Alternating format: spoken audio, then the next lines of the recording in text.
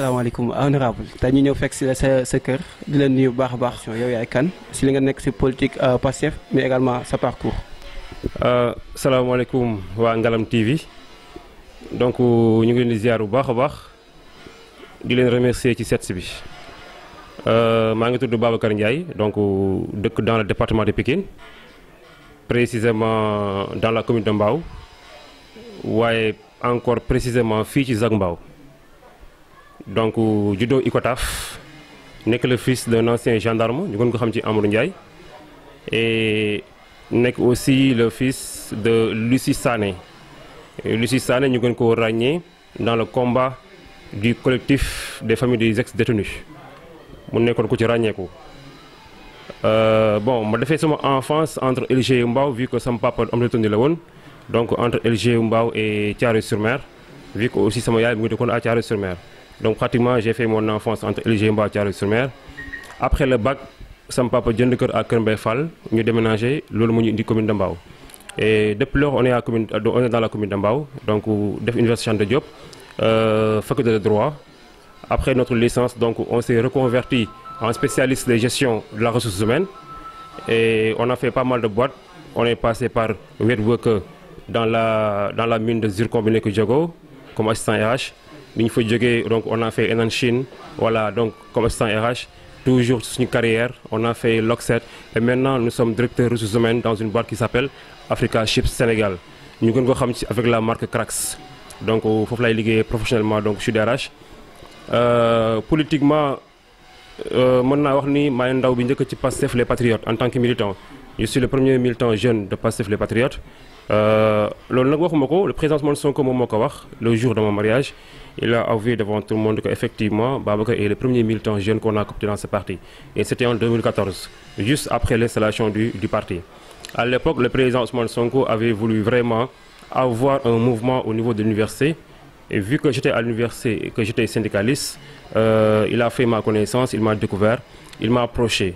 Donc à l'époque c'était moi et Abdoulaye Barrow ñun ñaar le président Sonko demandoon à ce que ñu def suñu kéem kattan ba installer ko un mouvement des jeunes à l'université parce que parti baa ngi doon doog a juddu soxla woon ay ndaw donc moi et Abdoulaye Barrow ko ci salut de passage man ak moom tey mën naa ne ñun ñoo sanc lii ñuy oowee tey JPS jeunesse patriotique du Sénégal man ak moom ñoo ko dox université ñoo ko dox au niveau national avec le frère Ibrahima Thiam ak équipe bi yëpp ba tey ñu am ce qu'on appelle le mouvement national des jeunes patriotes du Sénégal ñu gën ko xam ci jeunesse patriotique du Sénégal la JPS. JPS boobu noonu ma dirigé ko presque pendant en tout cas depuis sa création jusqu'en 2023 donc c'est après mon arrestation au niveau de la prison Cap Manuel si la ñu changé un peu le bureau et que donc le frère Ngagne Demba Touré que je salue de passage aussi est venu effectivement donc prendre les rênes comme coordonnateur du mouvement. Aussi j'ai toujours été membre du bureau politique national depuis mon intégration dans ce parti depuis 2014 à maintenant et que aussi après mon arrestation le président Ousmane Sonko m'avait aussi confié la tâche d'être son conseiller spécial dans son cabinet politique en charge des questions de jeunesse ça c'était depuis la prison qu'il m'a nommé à ce poste. Bi ñu génnee aussi prison nekk ci campagne bi aussi ba gagner élection yi il a reconduit cela en faisant de moi son conseiller personnel à la primature man na fa di liggéey ak moom liggéey mucc ayib. Bi ñu demee aussi ba jub élection législative yi il a encore renouvelé sa confiance en ma personne en faisant de moi la tête de liste départementale au niveau de Pikine pour effectivement piloter la campagne des élections législatives et que Inch'Allah Rabbi d'ici le 17 novembre qu'on puisse conférer le président Bassirou Diomaye Diakhar Faye une majorité écrasante via une victoire soviétique qui lui permettra effectivement de concrétiser ce pourquoi il a été élu li nga xamante ni moom la ñu diglante woon ak askanu Sénégal. Alors si loolu fi nga mujjee daanelee foofu laay jógewaat moom mooy si li nga xamante ni moom mooy sa nomination ñu choisir la donc nga nekk première sur la liste départementale tey bu ñu gisee li nga xamante ni moom nga enduré si politiquement parlant si biir Pastef Pikine Nord biir Pastef département de Pikine plutôt maintenant lan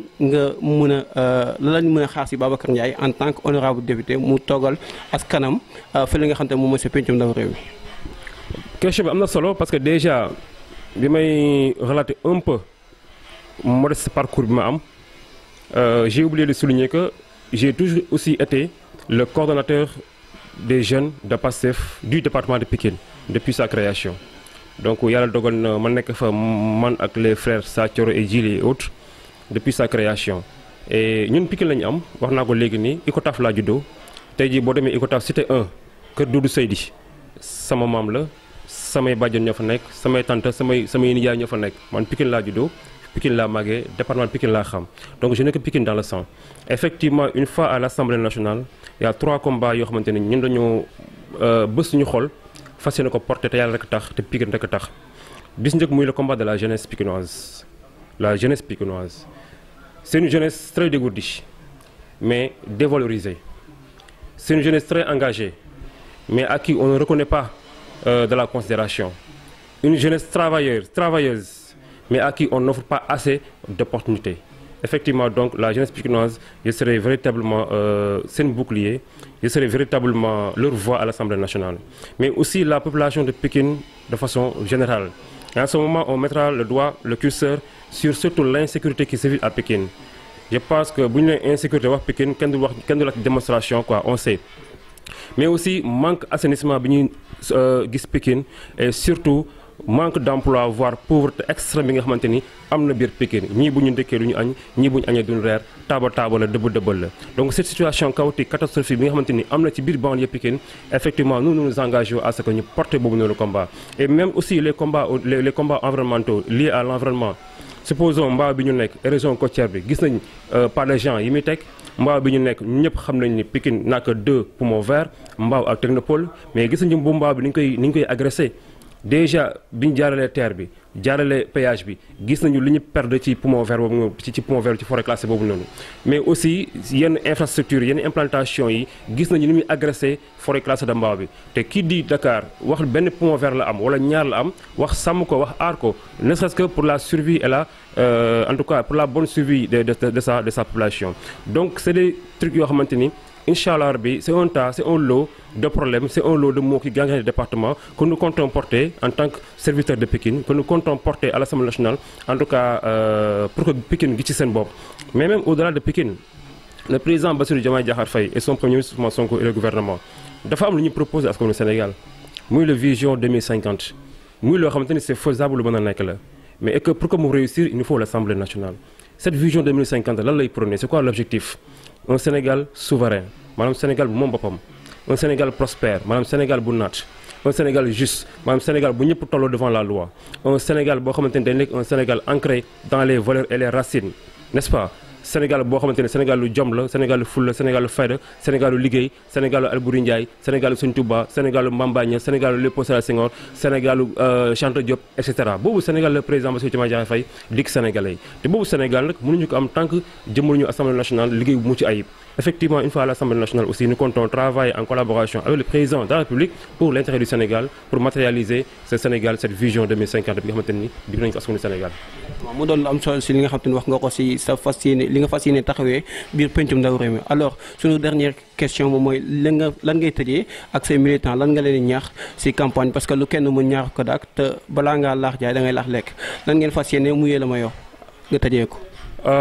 Message bi je pense que depuis que ñu door pré-campagne parce que ñun en fait on a commencé depuis la pré-campagne depuis ñu door pré-campagne ba léegi le message il est clair message bi mooy l'objectif c'est pas de gagner les élections uniquement l'objectif c'est pas faire de Babacar Ndiaye député c'est pas ça l'objectif. Ma petite personne importe peu mais l'objectif que nous visons c'est d'avoir une majorité écrasante à l'Assemblée nationale via une victoire soviétique qui ne sera que confirmation et qui permettra au président Bassirou Diomaye Diakhar Faye li mu diglante ak askanu Sénégal ñu mate ko ndaxte kat askanu Sénégal bu ñu fàtte ni dañu naa jaay loo xam ne dañ koo jënd ci ngor mu jar ñiy deesi ñiy ñàkk bët ñàkk tànk ñàkk loxo ñiy làggo ñiy dugg kaso tëdd ay at ñiy feebar ñiy exilé ku ne ak la ci fekk loolu noonu nag bu ñu ko waree matérialiser il va véritablement falloir à ce que ñu confère le président Bassirou Diomaye Diakhar Faye majorité absolue donc di wax que tout le monde se mobilise que tout le monde soit à la hauteur bu ñu xeeb benn carte tey mbaaw mën nañu wax ni carte bii nii du ñu teree gagné mais carte boobu noonu xam nga mën nañoo xañ député sur la liste nationale parce que c'est le cumul de tous les votes en directeur de campagne donc c'est le cumul de tous les votes moom la ñuy boole pour que ñu xool ci kaw ñaata député ñoo jàll donc fépp fu waay mënta nekk bul xeeb sa carte bu ne xeebuñu ko que tout le monde vote massivement fépp fu waay mënta nekk ñu mobiliser wu autour du projet ñu gagné assemblée massivement président Diomaye mën a liggéey bi. Merci beaucoup ñu ngi lay jaajëfal. Merci beaucoup.